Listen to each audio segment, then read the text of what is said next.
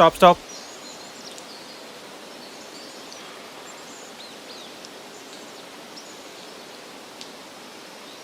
Documents అన్నీ తీసుకొని sir దగ్గరికి వెళ్ళండి. బాబు లైసెన్స్ ఆర్సెన్ అనే డాక్యుమెంట్స్ ఇవ్వండి.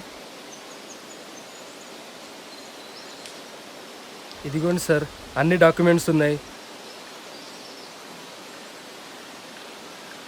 వినోద్ కదా, అన్నీ ఉన్నాయి కానీ థర్డ్ పార్టీ ఇన్సూరెన్స్ లేదమ్మా. ఫైన్ 500 కట్టాలి.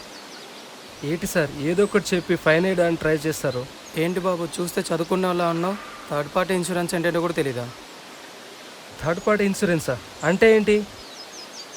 థర్డ్ పార్టీ ఇన్సూరెన్స్ అంటే నువ్వు వెహికల్ డ్రైవ్ చేసే టైంలో ఓ వ్యక్తికి తెలుసో తెలియకో ఏదైనా హాని జరిగితే ఈ థర్డ్ పార్టీ ఇన్సూరెన్స్ వాళ్ళ మెడికల్ బిల్స్ కవర్ చేస్తుంది. Also in case of death కొంత కంపెన్సేషన్ కూడా ఈ ఇన్సూరెన్స్ పే చేస్తుంది.